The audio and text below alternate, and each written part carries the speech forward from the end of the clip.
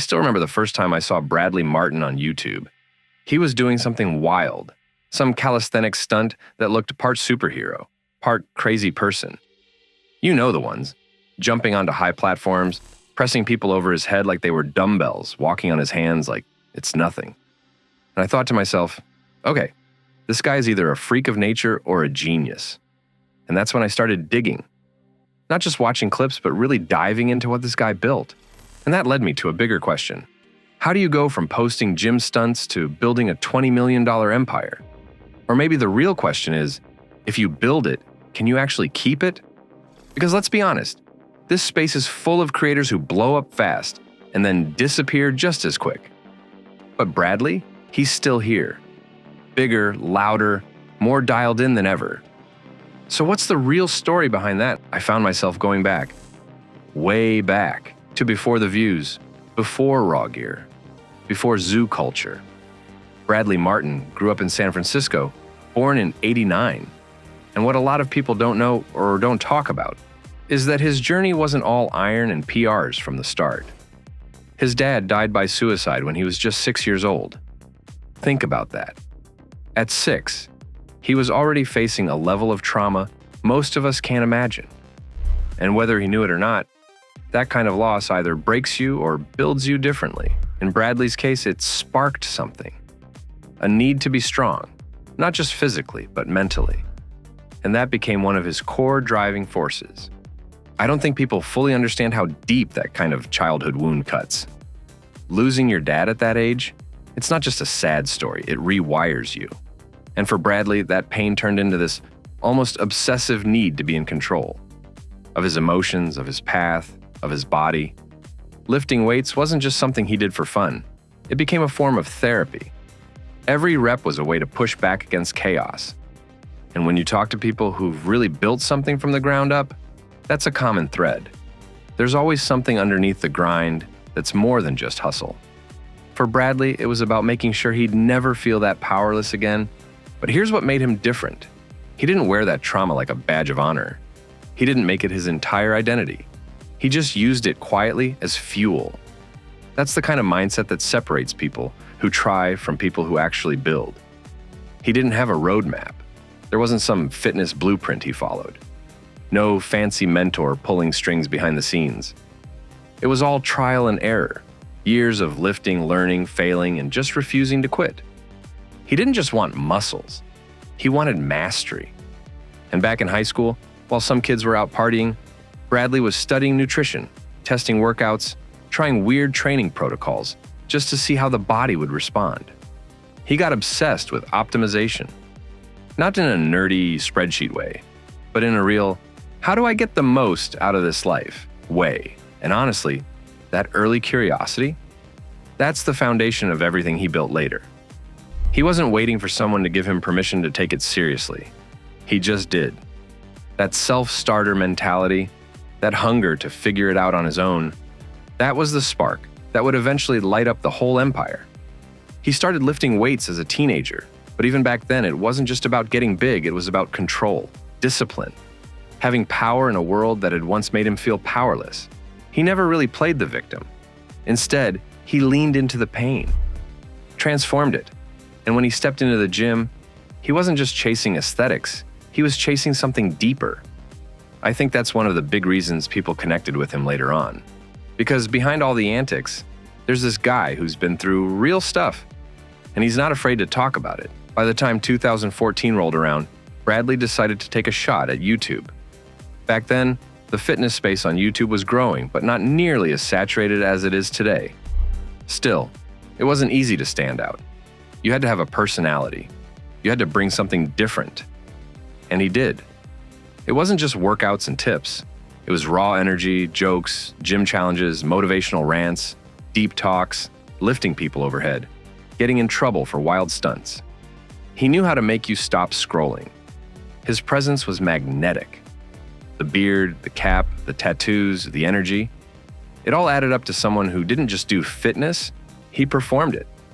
And honestly, that word, perform, is what made him so damn watchable. Because yeah, he could lift, he could coach, but the real sauce was that he understood entertainment. It wasn't enough to be jacked. You had to be compelling. And Bradley just had that timing, that swagger, that ability to make you feel like you were in on the joke. Like when he'd lift someone over his head or mess around with strangers at the gym, you weren't just watching a workout, you were watching a show. And yet, it never felt fake.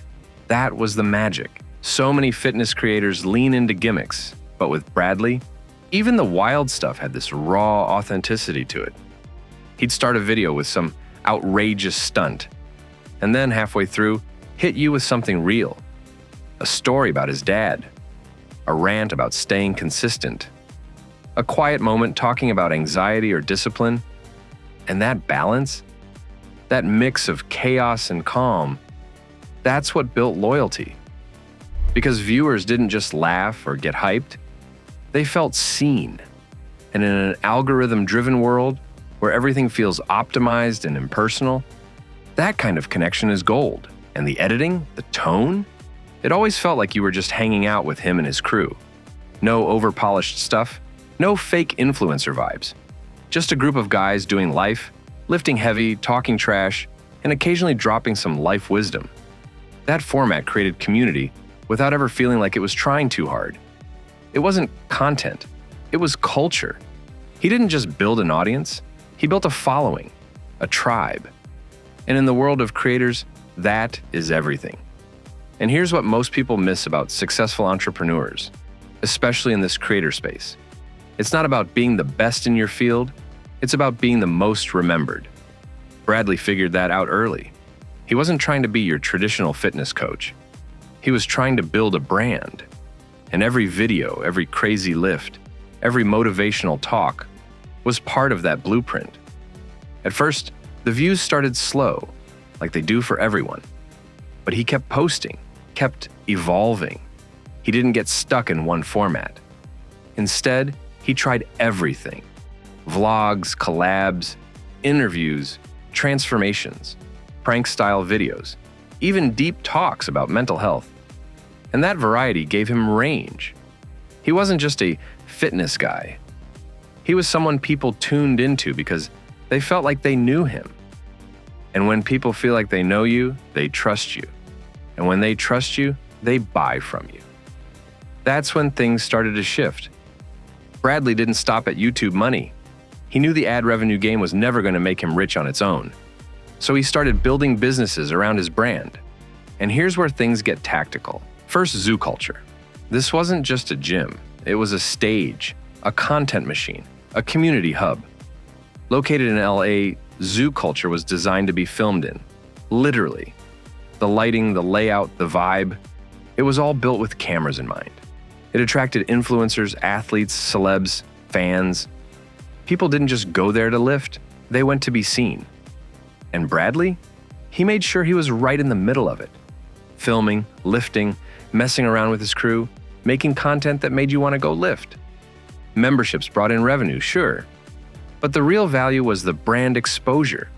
It was a physical anchor for his digital presence, a place where online energy became real-world community. Then came Raw Gear. Now this was a game changer. A direct-to-consumer apparel line designed for people who lived the gym lifestyle. And the way Bradley launched it? Genius. Limited drops, scarcity, hype. The stuff would sell out fast. And because he wore the gear himself and had other influencers rocking it, it became aspirational. Not just merch, a lifestyle. That's the power of owning the brand. Not just renting attention on someone else's platform. And if you're trying to build anything in this space, that's your cheat code right there. The real wealth isn't in getting views. It's in owning what the views point to. Bradley wasn't just creating content. He was funneling attention into businesses he owned. Gym memberships, apparel, programs, supplements, partnerships. It all started to stack. And unlike other creators who lived and died by CPMS and brand deals, he was building something that could outlive any platform algorithm. And let's talk numbers for a second, because this is where people really get curious. As of October 2025, the best estimate for Bradley Martyn's net worth sits somewhere between $12 million and $20 million, with a solid midpoint around $16 million. That's not fluff. That's not hype. That's based on real indicators: brand ownership, content revenue, gym operations, product margins, and smart reinvestment. His raw gear brand? That's probably his biggest asset. Limited drops, community-driven hype, and repeat buyers make it a serious DTC machine. Margins in that space hover around 55 to 65% gross. But the net is way tighter once you factor in ads, payroll, returns, freight. And yet, he's kept it profitable by building smart and staying lean. His YouTube channel still does numbers. We're talking millions of views every month across long-form, shorts, and podcast clips. And while the RPM on shorts is low, the reach is huge. It drives traffic back to his products. That's the key. Views are only part of the funnel. Bradley's content points directly to sales. And the Raw Talk podcast? That's a whole new engine. More episodes, bigger guests, higher ad rates, more trust. When people hear you talk for hours, they buy into your worldview. And that, again, drives sales. People don't just buy his gear because it looks good. They buy because they believe in him. But it wasn't all smooth. There were times when apparel drops didn't hit, when ad rates dropped, when YouTube's algorithm changed and views dipped. Gym expansion is capital intensive. Equipment, real estate, staffing, logistics. There's nothing passive about it.